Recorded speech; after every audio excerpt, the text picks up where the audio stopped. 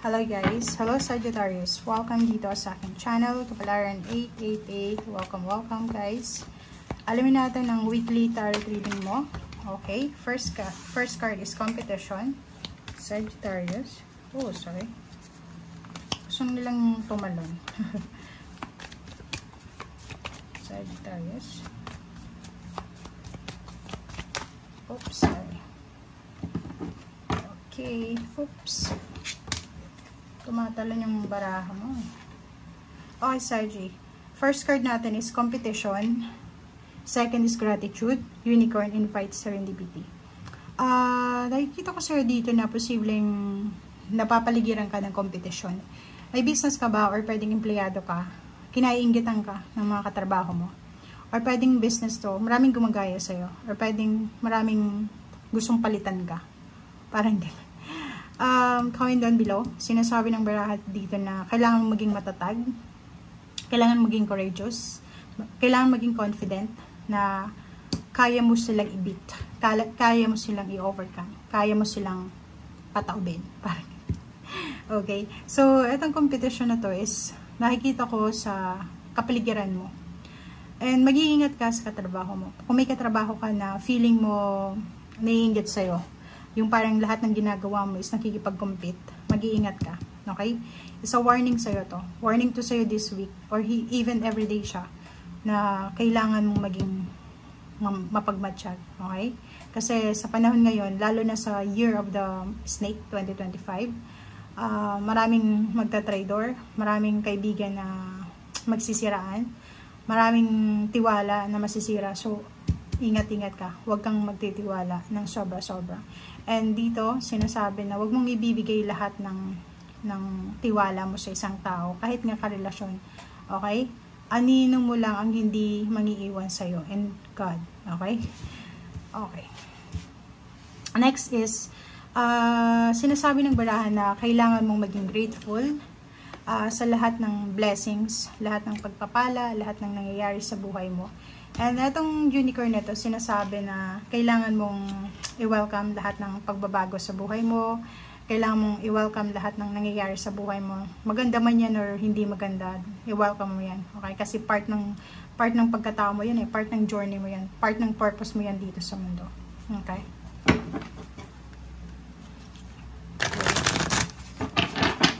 Sagittarius. Okay, number 3, 3 of Pentacles, commitment. Oh. So, nakikita ko sa'yo dito, kaya naman pala may naiinggit sa'yo eh. Ang nakikita ko sa'yo dito, Sagittarius, maraming naiinggit sa'yo. Kasi siguro, yung boss mo, yung employer mo, or yung kung sino man yung taong yan, nagugustuhan niya kung ano yung trabaho mo. Parang pulido yung ginagawa mo. Or parang, nakikita ng katrabaho mo na paborito ka ng boss mo. Nakikita ng katrabaho mo na binibigyan ka nila ng pabor. Parang ganun. And, ihanda mo yung sarili mo kasi meron ditong partnership, collaboration in terms of money na darating sa'yo, Sagittarius. So, ibig sabihin, pwedeng may mag-offer sa'yo ng business partnership, collaboration, or pwedeng may mag-offer sa'yo ng kasal, kung babae ka. Or pwedeng anything na may collab siya, collaboration or partnership. Okay? Kasi nakikita ko na nagugustuhan ng taong yan kung ano yung ginagawa mo. Nagugustuhan niya kung ano yung mga tinatrabaho mo, parang ganun. So, pinagkakatiwalaan ka niya. Okay, wow. Lump sum of money ito guys ha.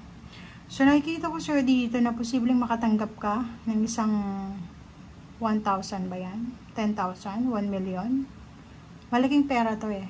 So, pwedeng may bonus kaya na matanggap, advance, pwedeng payments, incentives. Ano ba to? Comment down below, inheritance ba, Sagittarius? Oh. Diba? So, kung makikita mo dyan, ito yung matagal mo nang wini-wish. Ito yung matagal mo nang pinapangarap. So, salary increase, pwedeng yung sweldo mo is madagdagan ng 1,000 if nasa Pilipinas ka. Pwedeng nasa ibang bansa ka, madagdagan siya ng 10 times.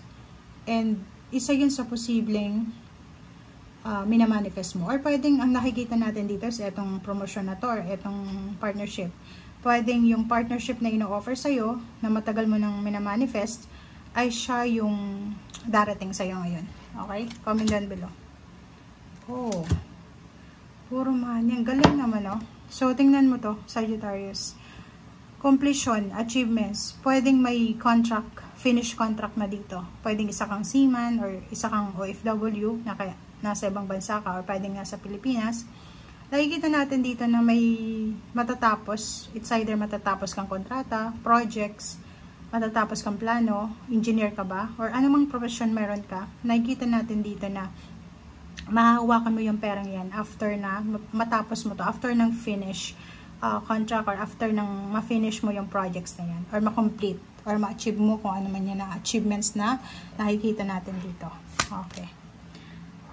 Sa usaping financial, sobrang strong yung energy mo sa ngayon. Napaka-strong niya. So, walang masyadong problema sa financials this week. Malakas yung hatak ng pera mo dito eh, 'di ba? Parang magnet ka, 'di ba? So kung makikita mo dito parang minamagnet mo yung pera. Pera. So emotion lang yung problema dito.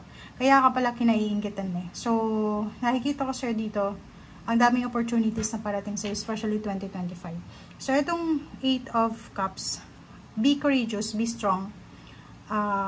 Be confident na kung may mga taong gustong makipag-compete sa'yo, kailangan mong ipaglaban yung karapatan mo.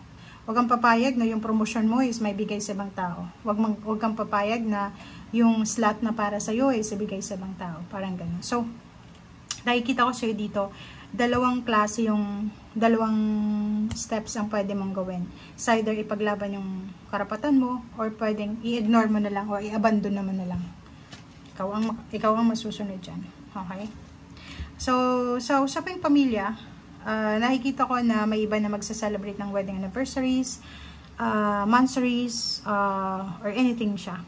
And sa loob ng family, nakikita ko yung give and take energy. Pwedeng may kapamilya ka na nangangailangan ng pera and pwedeng magbibigay ka ng tulong, pinansyal, or pwedeng ikaw to na kailangan ng tulong, so may kapamilya ka na tutulungan ka.